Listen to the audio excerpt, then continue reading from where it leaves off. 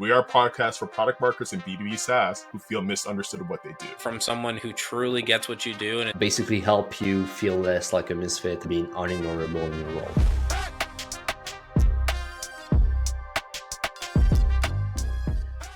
Happy Thursday, everyone. Welcome to another illustrious episode of We're Not Marketers. This is Zach Roberts on the line, the sales waterwag.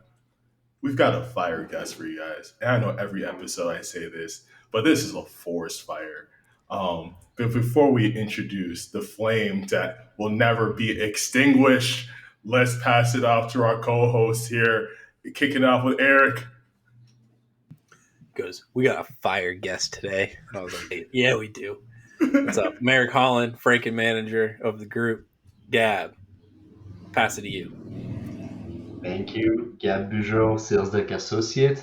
Je do Sales Deck until I die. I'll pass it back to Zach. All right, team. This next guest we got on the mic right now.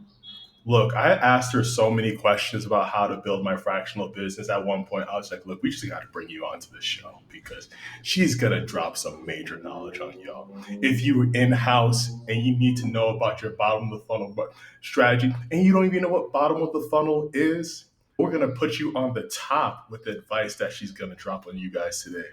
She is a content strategy advisor for 9 different organizations. I don't know how she does it, like being the absolute boss of authority plug.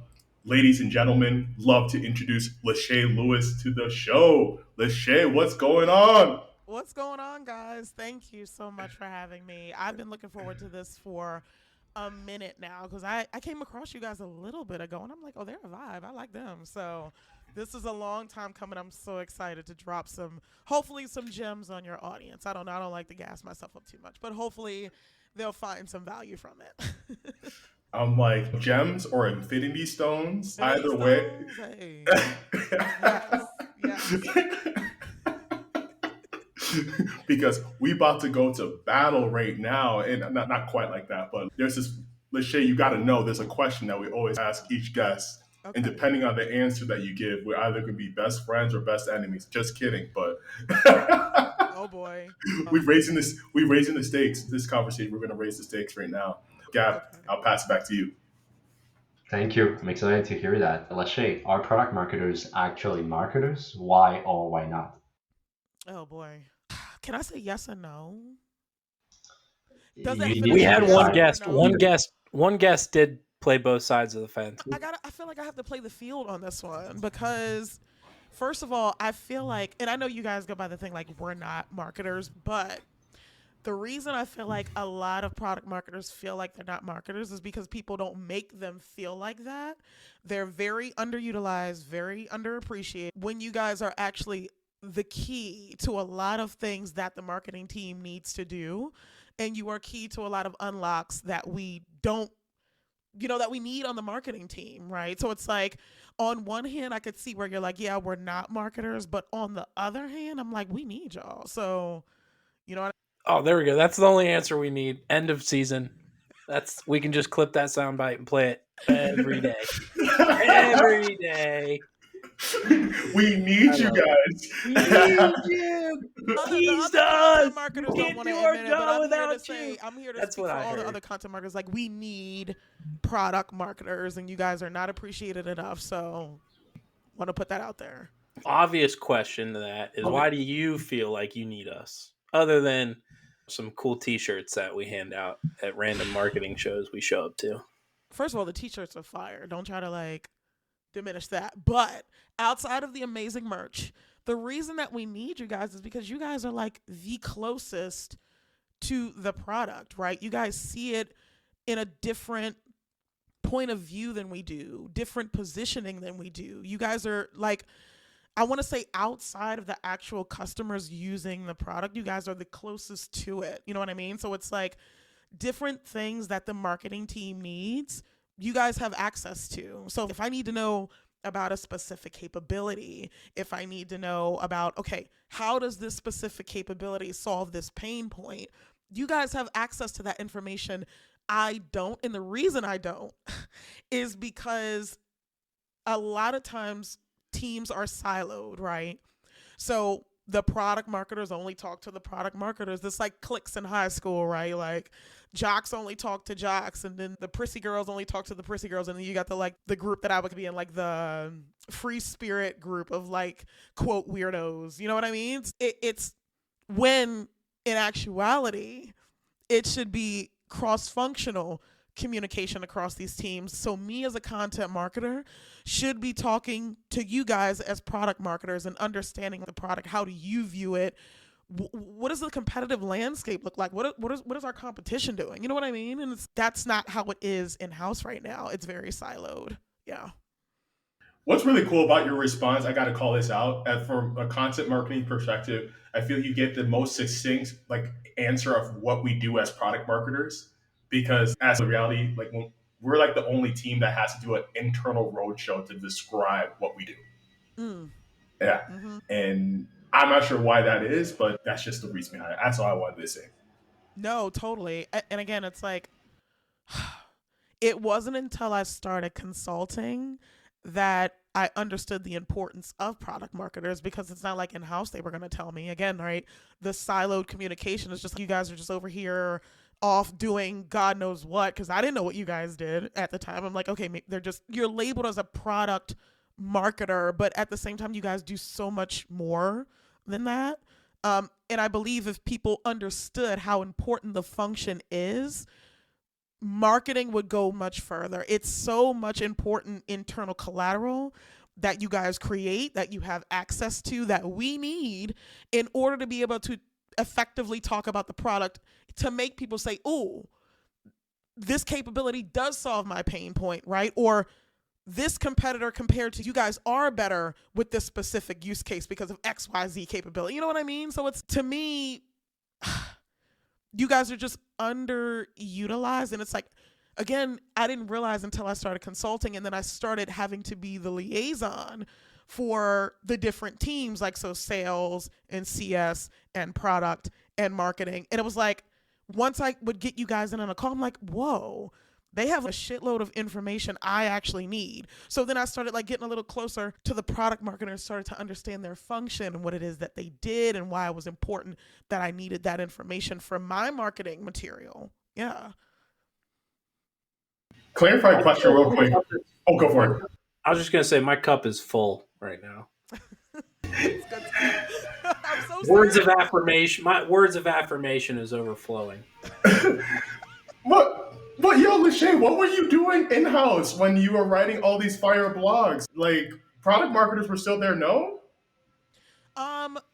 Yeah, but it was like it wasn't a culture of communication, right? It was just like, I'm in my own little world. I talked to my writers because I was like managing the writing team and things like that. And it's like I had access to some internal collateral, but again, and I've seen this with consulting as well. It's once I pull everybody into one room and I'm like, okay, do you guys have ICP documentation? And they're like, we do, but I think this person on this team has it. We don't have it. And I'm like, huh.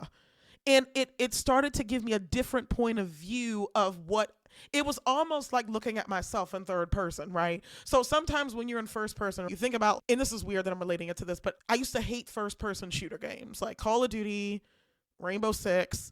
I used to hate it because I'm like, I need to see from third person how I'm shooting Gears of War style, right? That's what I need. But it's like, when you step outside of that and you're able to look at a team just from the outside looking in, you're like, holy shit, they really don't communicate with each other. And it's like, all the information that I need sits within different teams. There's no one specific team that all of this information sits within. So that's when the light bulb went off for me. I'm like, oh, companies aren't communicating with one another. That's why they're having what I call the bottom of funnel gap. Because bottom of funnel, so I don't know about other marketers, but for me specifically as a content marketer, positioning myself around bottom of funnel content, I need product marketing information. Bottom of funnel is like a healthy blend between content marketing and product marketing. Yeah, that's. I've only worked with 2 content marketers, formally, but both situations, that's by far the one thing they're like, I need your help with bottom of funnel content. I can't figure it out. We've been trying to crack that. And I totally agree with you. I feel like that's that perfect intersection of like where we can appreciate each other. And It's like, because similar to, I don't got those channel chops. yeah, Definitely a lot of times, like the creative aspect is lacking, particularly in product marketers. They're a little bit more logical. yeah. And so I love having that camaraderie like you just laid out with the content team. It's important not just for like camaraderie purposes, of course, but also just for the overall marketing initiatives. The main objective with bottom of funnel content is to be able to drive a conversion. If you ask Taz this, she'll say no, consumption. And I totally agree, but it's a way I kind of position things. It's like they've been through the buyer's journey, right? They've been through the top of the funnel, they've been through middle of funnel. Also, side note, product marketers are also amazing for middle of funnel content because middle funnel is more demonstrational, where I have to show how the product works contextually in somebody's workflow. Nobody can do that better than you guys. Rant over. So when we get to bottom of funnel, like the main objective is to be able to drive that conversion, and it's teams bottom of funnel content don't convert because the knowledge level of the reader is higher than the knowledge level of the writer, right? So when you have that gap, it's like when somebody comes to a bottom of funnel article, they can almost smell if you don't know what you're talking about. And it's, again, nobody knows the product better than, in my opinion, maybe somebody else might feel different, but to me, you guys are next to the product all day long.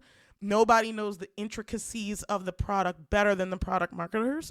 So I'm like, okay, if I'm talking to a prospect and they have these 3 or 4 pain points, okay, what are the capabilities that solve these pain points? Because then we need to inject that into the article, right? I'm not going to get that information from sales because they're not into the product the way you guys are. So that's like how I look at things. But again, people might feel different, but it's that main objective is to drive conversions. And it's the person that's looking at a bottom of funnel article is already like problem aware, they're solution aware, they know, they have a good idea of what they're looking for. They don't want a bunch of fluffy bullshit, like, quite frankly. So when you think about top of funnel, you're like, okay, more brand awareness, more thought leadership style content. But the knowledge level of somebody that's at a top of funnel article is way lower than somebody that's bottom of funnel. So you can get away with hiring freelancers and people that might not know much about the topic, because as content marketers, I'm gonna let you guys in on something real quick.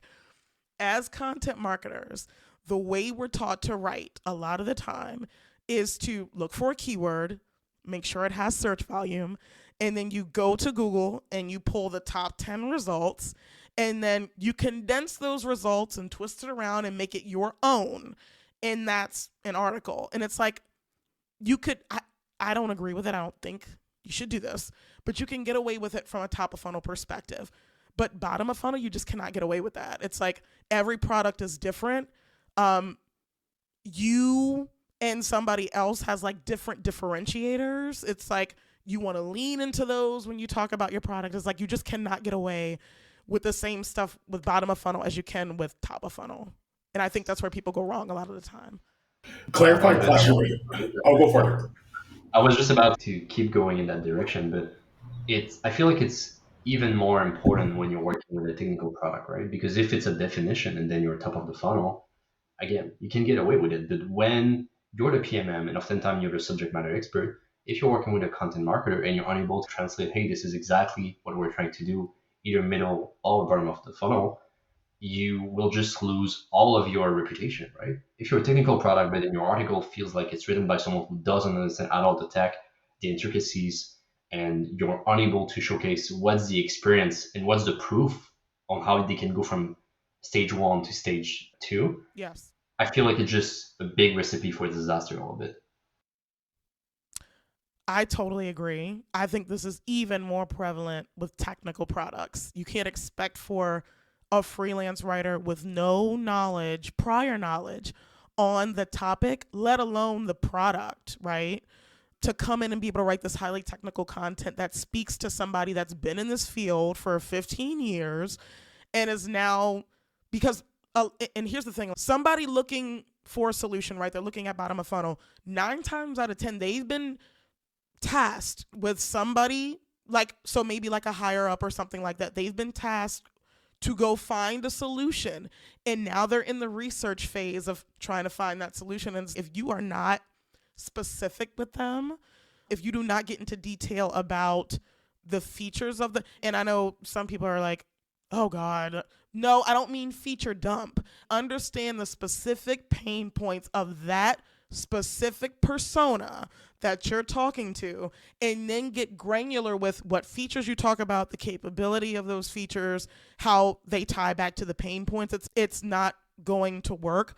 I've had quite a few engagements at this point where it's like they have bottom of funnel content, but the agency that they chose to get it done by did not do a deep dive into the product and to understand, okay, who's the persona we're talking to and how do we solve their problems? And Gabe, how you said, how do we get from step 1, have our product be the bridge to step 2, right? So that's the gap that I see. And like when I consult with companies, that's the gap that I attempt to try to fill. Yeah. Are being missed in that bottom of the funnel gap that creates this issue? I'm curious. That's a great question. So there are a ton of different questions. Let me do this really quick. So I'm going to pull up a LinkedIn post that I did, and it was a Venn diagram of all of the questions that, not all, but most of the questions that you should ask each team when you're trying to create bottom of funnel content. Again, because not one team does not hold everything, right?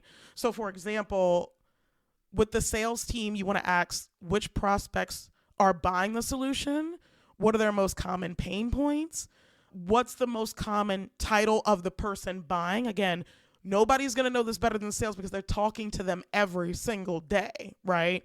When it comes to the product team, it's what are the capabilities of the product? Who are we competing with from a feature level? How does the product fit contextually into the customer's workflow, right? So that's what you want to ask product. Again, for another example, customer success. Who are the largest accounts?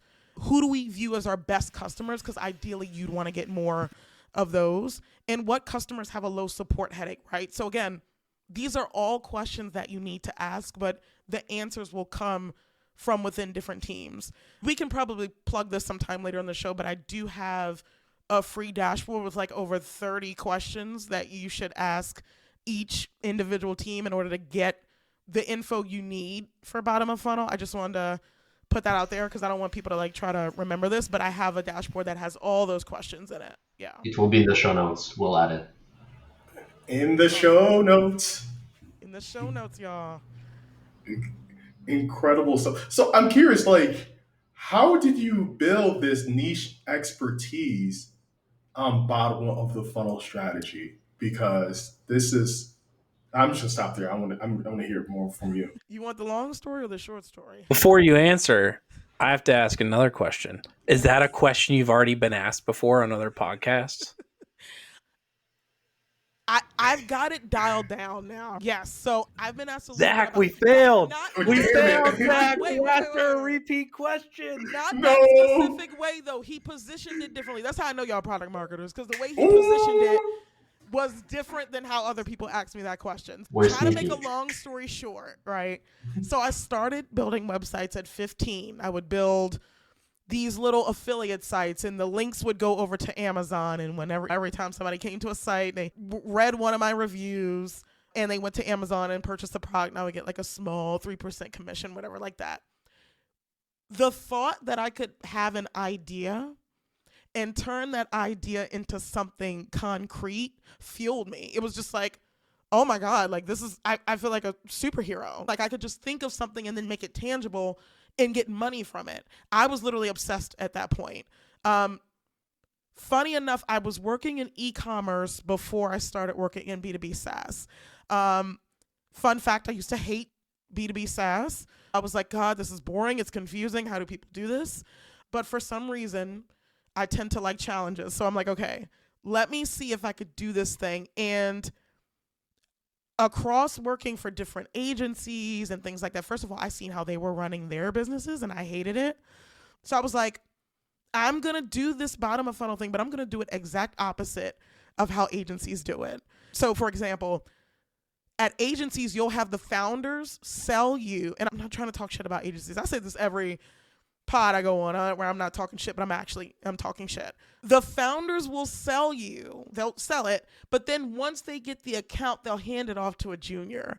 And I know because I used to be that junior that I got handed off to, right? So it's with me, I always vowed to, even if I'm not working on the client account as far as like the manual labor. So for context, I'll run the strategy for the accounts, that's all me, but the writing, I'll subcontract the writing. More context on that, I have frameworks that I've come up with all this stuff. Funny enough, those frameworks were the affiliate thing helped me start to put that together, and that's why I started building that muscle, because I used to, when I would build the sites, I would build them in Elementor and create frameworks so I wouldn't have to keep doing the thing over and over. I just press upload template.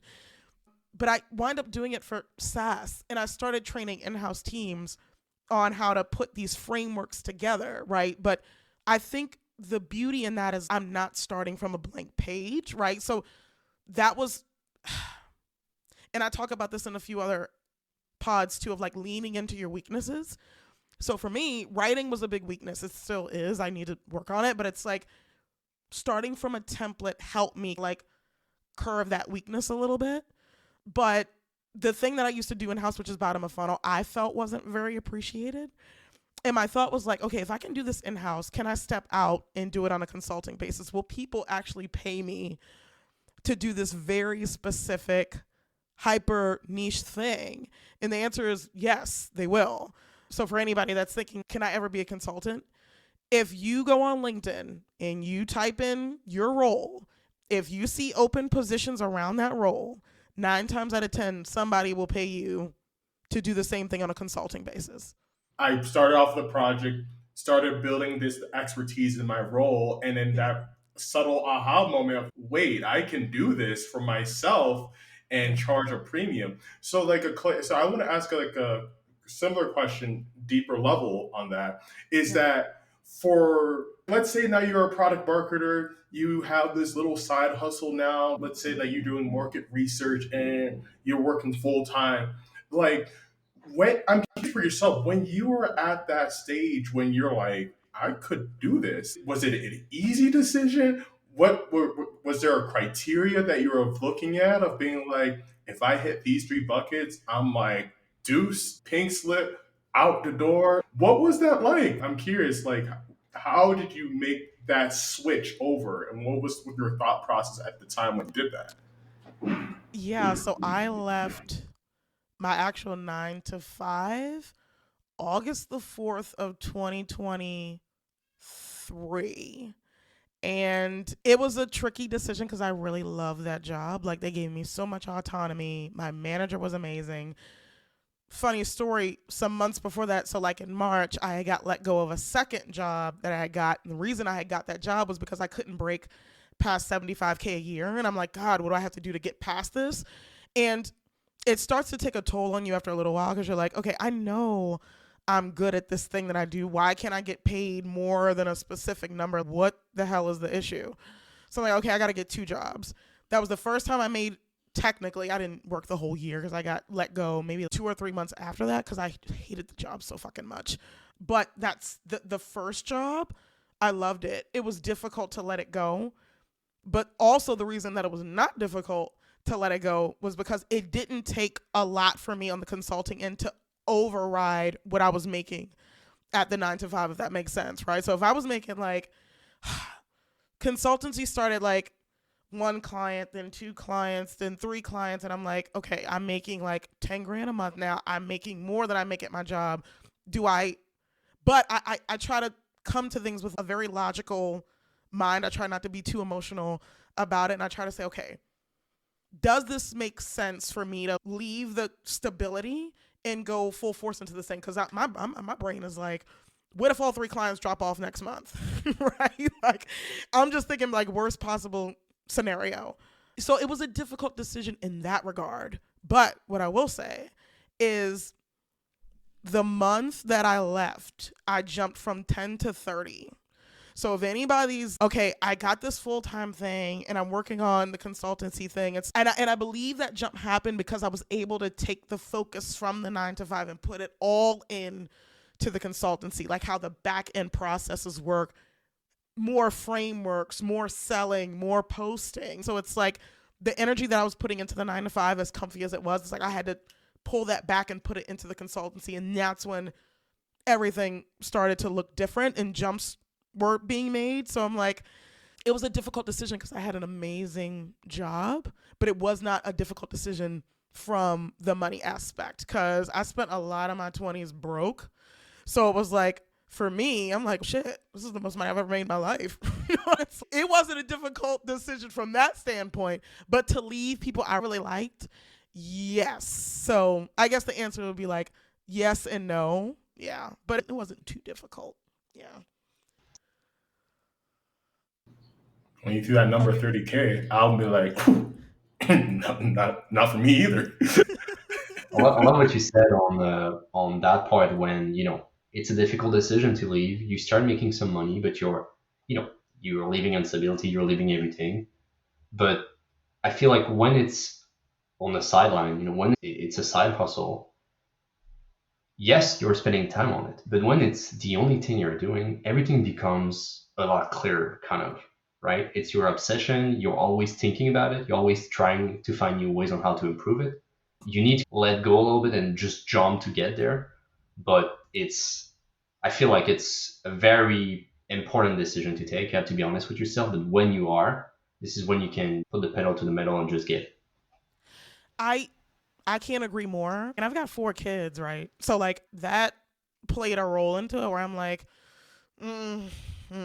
like stability, I gotta leave that. But it was like, it was the best thing I could have ever did for my kids. It was the best thing I could have ever did for me. So it was like, I'm not telling everybody to make that jump, but you'll feel it when you're like, okay, I probably need to make this jump. You'll just see the momentum, like pipeline will be piping, and like you'll see those signals that'll make you be like, okay, let me take this jump. And let me say this too. Since I did make that jump, if I were to ever go back in-house, I'd be walking back in a totally different individual, right? So I left in-house very like insecure and just not knowing my worth and, a lot of like internal things going on. If I ever went back in-house, I would have a very hard bottom line where I'm like, I'm not taking anything under this salary. And it's like, why? Because I have a public portfolio. I've worked for a dozen companies, you know what I mean? Like I've got systems and processes, and I got a brand and all these things. And I was saying on LinkedIn the other day, I was like, it used to be a point where I would see job postings and it would say 100+ applicants. And I'd be like, damn, like I'm not even applying for this shit. Like I'm not going to get it, right? Like what makes me any different than the other 99 applicants? But now I feel like if I were to go and apply for a job with 100 other applicants, I have a fighting chance at getting that. And that's all because of building a personal brand. Like if I did not do that, if I did not put myself on public display daily, I would not have the confidence to be able to not only ask for a higher salary, but to even apply for the jobs in the first place. So it's more than one benefit of leaving in-house. Even if you ever decide to go back, you're going back much more postured. I've learned so much more than I ever did in-house being a consultant. So it's like, it's just so many upsides. It's just hard to encapsulate in words, but it's been amazing. It's been amazing. Yeah. Well, I know I'll even raise my hand here. Like there's a general fear of jumping out of the plane. And when I got to see your amazing speech at Drive, you dropped a bar, if you remember. And if you're cool with sharing it, I'd love everyone to hear it because it was one of those things that you hear. It doesn't leave you really for as long as you want it to leave you. And Eric, she dropped multiple bars. There were like gold bars. I think I know which one he's talking about, though. Yeah. I've literally had 2 other people bring this up to me over the past 3 days. All right, bet. I don't know. Bet. I could be wrong. Don't. Bet. I hope it wasn't on a podcast, but bet. I Y'all want everyone to hear it. quicker. Listeners, I want Zach to hear it. I want Gab to hear it. I even want to rehear it again. Go ahead. I could be I hope it's the right one. Okay. The pain of staying the same has to be greater than the pain of change.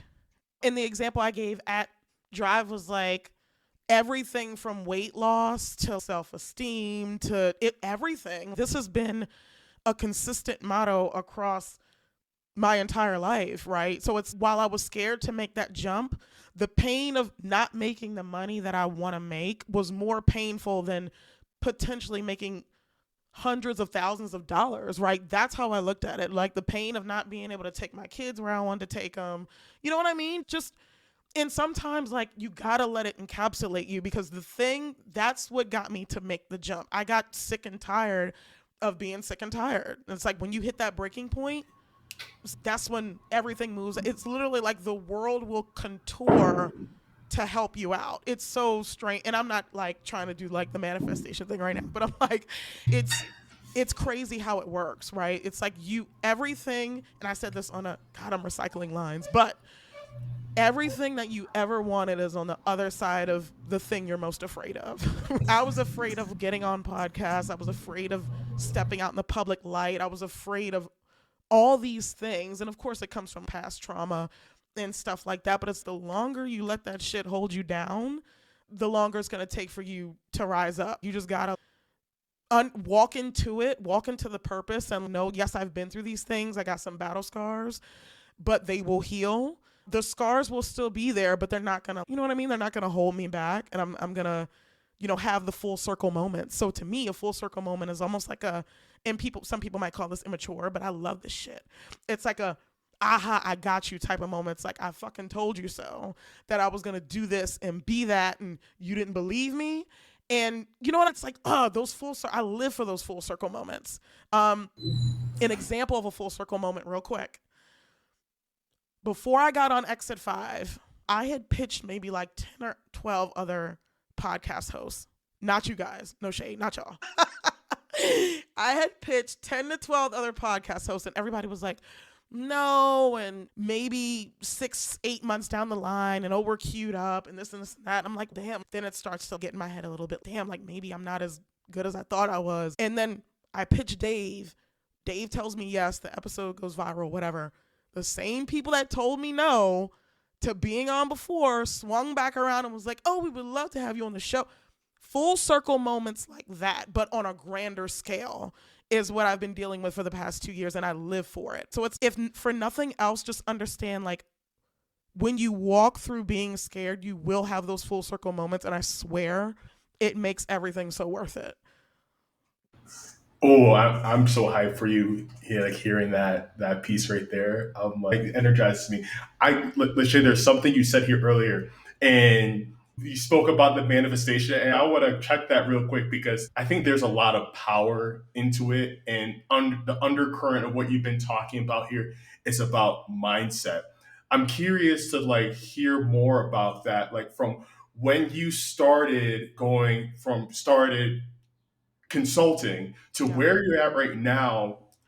What was the information that you were feeding your mindset to grow into the person you are right now, to have claimed those opportunities? Because I think that is like a blind spot for a lot of us that are considering fractional work, is that mindset piece. Momentum is everything. So do the thing, do it scared, do it walking into the unknown, not knowing what to expect, and then you'll see a little win. Oh, like somebody liked my post and I had a lead. They weren't qualified, but somebody reached out to me. Don't undercut your wins, even if it's the smallest one, because momentum is something dangerous when you get it on your side, right? So it's like me, I started, nobody knew who the hell I was. Like I just posting, I had so much anxiety about posting. If you have anxiety about posting, my recommendation is to post. Exposure therapy, right? So the thing that you're afraid of doing, do the thing over and over and over. You will not be afraid to do it any longer. But when you have momentum, don't take your foot off the gas, right? Keep going. If you see that your posts are getting more impressions or something more specific, something more like quantitative or something, understand those wins and process them and use that to keep you going. It needs to be like an infinity loop, right? Like boom, like you use the momentum to keep you going. When you keep going, you get more momentum. Use the momentum to keep you going. And you keep doing that over and over. And what happens is before you know it, your whole life has turned around. I struggled for 15 years. It took me 6 months to change my whole life because of that way of thinking. Micro action. So I did it every day. There was no tomorrow. I'm like, oh God, I got to make this work right now. But macro patience, understanding like, okay, I work like it's got to happen tomorrow, but the patience is it's not going to happen for another 6 months to a year. And psyching yourself out like that helps so much. And I just kept myself in that mindset of I have to do the thing every single day. You just take it one day at a time. And that sounds so damn cliche, but when you take it one day at a time and understand every little thing you do is creating something for you down the line, you might not see it yet, and that's okay.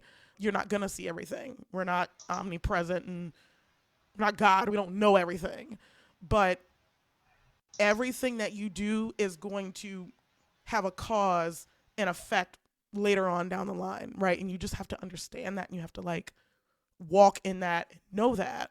And the more that happens, again, that momentum starts to pick up and you start feeling yourself a little bit. Then you got a supportive community. I don't care how much people make fun of LinkedIn. I'm like, LinkedIn has supported me more than my own family half the time, right? So I'm like, respectfully, fuck off. You know what I mean? Like, for anybody that doesn't like the whole LinkedIn thing, seriously, because I'm just like, it changed my entire life. So it's like, anytime I can be that to another person, what I needed somebody to be for me, I take that opportunity every day of the week. But it's like, you just got to like micro action and macro patience. Yeah. That was my therapy for the day. That was good shit. How you feeling, It's Lashay? it's basically like you want to have those micro bursts of energy when you, as you said, you work as if there was no tomorrow, but you have to understand that it's going to take longer than expected, right? Practice your patience, practice your resilience, because like things might happen with the momentum, but that doesn't mean that everything will fall within your planned timing. Right. 100%. Oh, cool. Lashay, we're going to need everyone to find you once they listen to this episode. So other than going to find your LinkedIn, because we know that you love that, what else you got cooking? Anything you want to let people know? And where else can they just come and keep up with what you're up to? I'm a nerd, right? I'm on LinkedIn all day, more than I should be. But no, what I got cooking right now is at least scaling the consultancy. That's the next step, and I'm afraid to do it. But like I said earlier, I eat my own food and do it afraid. So that's what I'm gonna do. That's like what's brewing right now. But honestly, it's like I am on other social medias, but y'all don't wanna. I'm not trying to put y'all on Instagram and with the flexing and all that. You guys, I know people listening to this want to learn something, right? So, okay, follow me on LinkedIn, right? I know you're like, oh, we know. But seriously, like I drop some what I hope to be really valuable and good stuff. I do it in visual form because I'm a very visual learner. Shout out to Rob Kaminsky, Anthony Pieri. I first learned the whole product marketing thing from them and the visualization. I drop a lot of visuals relating to content marketing, a lot of content strategy, mental models, and things like that. But yeah, if anybody wants to holla at me, the DMs are open. Say what's up. I'm on LinkedIn more days than I should be. Well, Lashay, brace yourself for another 12 podcast invites after this episode drops because and if you need any help facilitating those invitations, I'm more than happy to be your EA on your behalf, Well, and we thank can. you so And but it's been an absolute pleasure, Lashay, to have you on the show. And we're so excited we can make this happen, and we're more happy that we made the cut because. What you mean make that?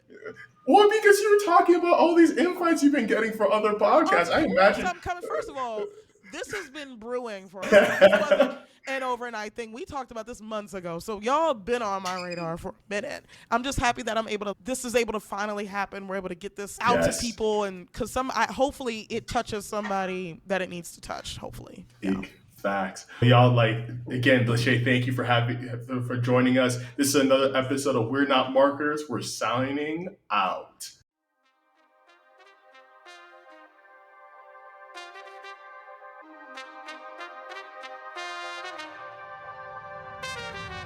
Thank you for listening to We're Not Marketers.